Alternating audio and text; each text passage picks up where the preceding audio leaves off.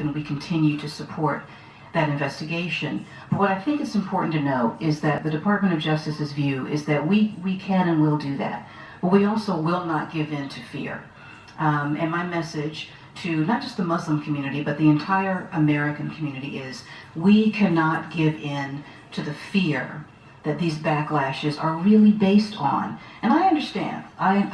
We all remember, whether it's 9/11 or a neighbor of yours is assaulted, when you feel that fear, that sense of lack of control, and the inability to do something about it, you do start to spin and try and find ways that you think will be the easy fix, right? The simple way to corral an issue or to contain a concern. And so in many eyes, anti-Muslim rhetoric becomes that path. What's greatly concerning to us is the rise that you've mentioned. I remember 9/11, and those were very, very difficult days. I heard some disturbing things from people that I never thought I would hear certain things from. And now I think the rise of the internet, the ability of people to issue hateful speech of all types from the anonymity of a screen is something that increases that rhetoric. Now, obviously, this is a country that is based on free speech, but when it edges towards violence, when we see the potential for someone lifting that mantle of anti-Muslim rhetoric, or, as we saw after 9/11, violence directed at individuals who may not even be Muslims, but may be perceived to be Muslims. And they will suffer just as well, just as much. When we see that, we will take action. My view is that we cannot be ruled by fear, because when we're ruled by fear, we actually are not making ourselves safe. We're not effective. We're not thinking things through. We're not looking at what works. We have now, sadly, a lot of experience in this area and a lot of experience in this field. This is what we do 24/7. And I know people are saying, oh, if we stop the refugees and sign a bill and make people sign to guarantee them, this is not the way. I will look at anything and consider anything that will keep the American people safe, but simply rushing to judgment on something. As a friend of mine once said, you take aggressive action, you don't take impetuous action, because then you waste your resources and you end up doing more harm than good. So my message to the Muslim community is that we stand with you in this. I think, again, one of the reasons why I particularly appreciate this invitation is that Muslim advocates understand the power of language, the power for harm, as we've been talking about, but the incredible power of language for good, the incredible power of language to educate, to inform, and to illustrate. And you also understand the power of organization and focusing that voice. And I think it is so tremendously important in this time to let your voices be heard. And as you do that, please know that the Department of Justice and this Attorney General will be your partner in that effort.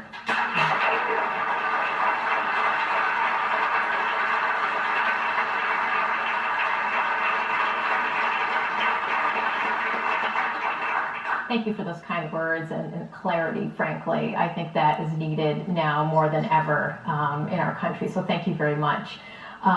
We've also been noticing an uptick in hate crime incidents affecting individuals, our institutions, and in the wake of the Paris attacks, we've actually been noticing a disturbing, even greater rate of attacks. And so I was wondering if you could tell us what the Justice Department is doing to hold perpetrators of hate crimes accountable. This is an incredibly important area for us. And as I mentioned before, Vanita Gupta is here, the head of my Civil Rights Division. Also, Robert Musi is here, very important partner in the leadership of my Civil Rights Division as well.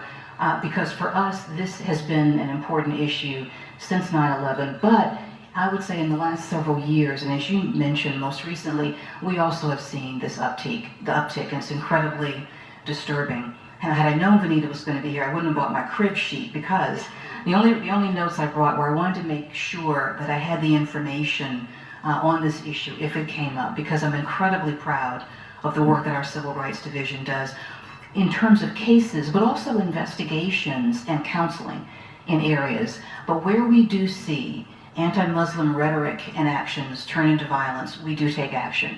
Criminal prosecutions, the Matthew Shepard, James Byrd Hate Crimes Act has been incredibly effective for us, but I did want to just note that I think we have charged 225 defendants with hate crimes offenses over the last 6 years, most of those in the last 3 years.